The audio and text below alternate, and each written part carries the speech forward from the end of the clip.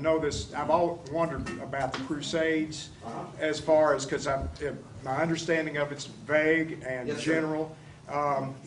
Part of would you say the West was justified? The Christians were justified in the way they did, or was it like my thought process was that they needed to defend themselves, and then they might have gotten into retribution and maybe gotten into over retribution regarding the Muslims.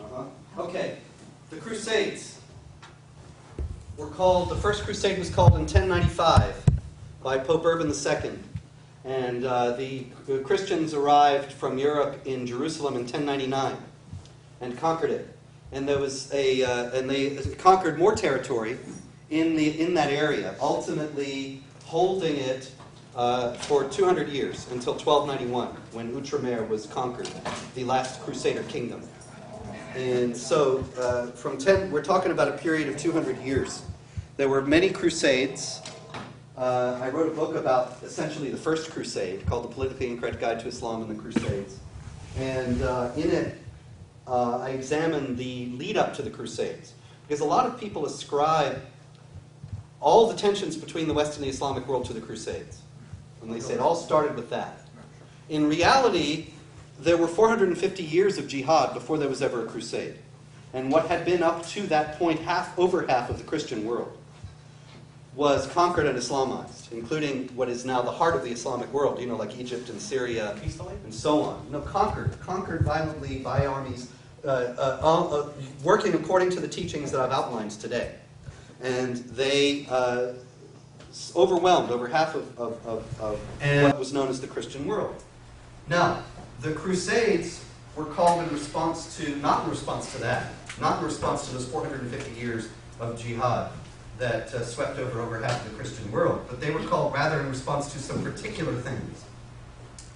The Byzantine Empire, the Eastern Roman Empire, centered in Constantinople, had controlled a very great expanse of that area, but were pushed back and suffered some very heavy losses, notably at the Battle of Manzikert in 1071, which was a disaster for the Byzantines, and they lost control of almost all of Anatolia, which is what is now Turkey, which had been the heart of the empire.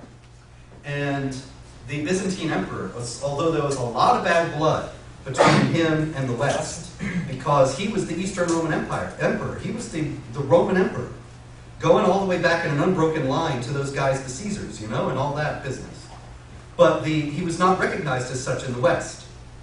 And there was a lot of bad blood because of that. And then there was the split in the church between the Pope of Rome and the Patriarch of Constantinople, which was very recent at that time. There was a lot of bad blood because of that. But despite those two things, he appealed to the West for help, and particularly to the Pope.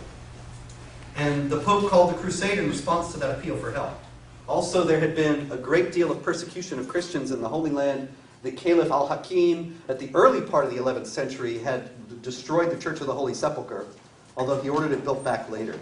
And he closed over 1,000 churches in the Holy Land and massacred a lot of Christians.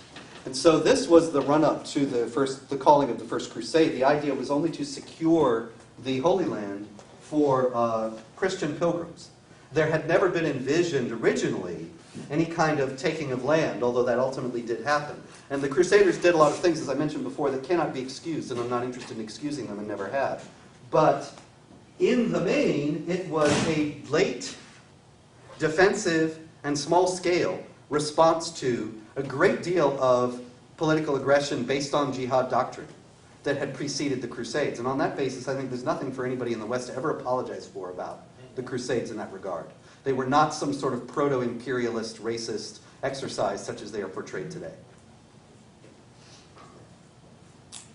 Any more questions?